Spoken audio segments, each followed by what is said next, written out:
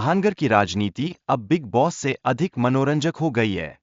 लेकिन इस मनोरंजन का असर असली जिंदगी पर पड़ता है और इससे गंभीर मुद्दे पीछे छूट जाते हैं।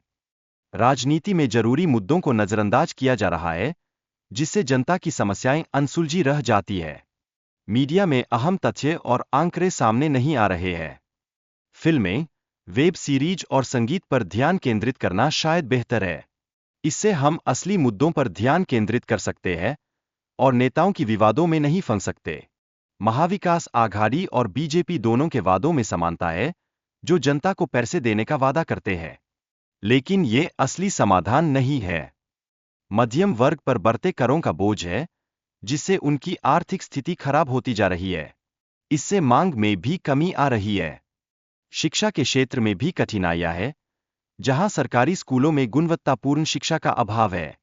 परिणामस्वरूप माता-पिता को निजी स्कूलों की महंगी फीस भरनी पड़ती है।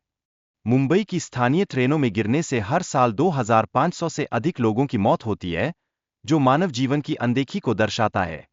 सरकारी अस्पतालों की बुरी स्थिति के कारण लोग निजी अस्पतालों का रुख करते हैं, जहां उन्हें अत्यधिक कीमत चुकानी पड़ती है। महाराष्ट्र में वायु प्रदूषण से होने वाली मौतों की संख्या चिंताजनक है। यह समस्या अब ग्रामीण इलाकों में भी फैल चुकी है। जब सरकार पैसे बांटती है, तो यह केवल वोट पाने का एक तरीका बन जाता है। स्वतंत्रता केवल शब्दों से नहीं, बल्कि असलियत से परखी जाती है। महाराष्ट्र में ग्रामीण गरीबी राष्ट्रीय औसत से अधिक है, फिर भी इसे एक समृद्ध राज्य माना जाता है। यह असमानता सरकार की नीतियों का नतीजा है। किसानों की आत्महत्या की दर महाराष्ट्र में सबसे अधिक है, जो समृद्धि के बावजूद चिंता का विषय है। यह दिखाता है कि आर्थिक समृद्धि के बाद भी असमानता और संघर्ष मौजूद है।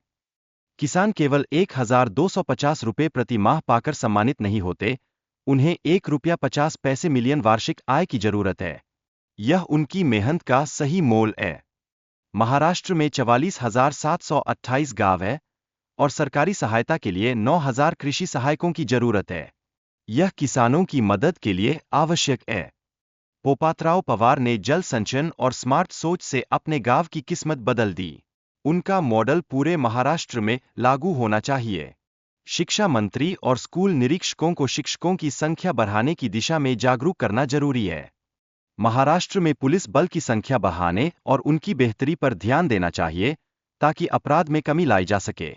स्वच्छता के मामले में लोगों को सामूहिक सफाई अभियानों में शामिल किया जाना चाहिए, जैसे रवांडा में किया गया। हम सभी पार्टियों और नेताओं के लिए एक खुला प्रस्ताव रखते हैं। अगर वे इस चुनौती को स्वीकार करें, तो वे इससे लाभ उठा सकते हैं। हम इस वीडियो को साझा करने की अपील कर रहे हैं, ताकि मिशन स्वराज का संदेश महाराष्ट्र के हर कोने तक पहुंचे। हम 25 मिलियन की ताकत से महाराष्ट्र की 130 मिलियन जनसंख्या तक पहुंचने की कोशिश करेंगे और नेताओं को जनशक्ति का एहसास कराएंगे।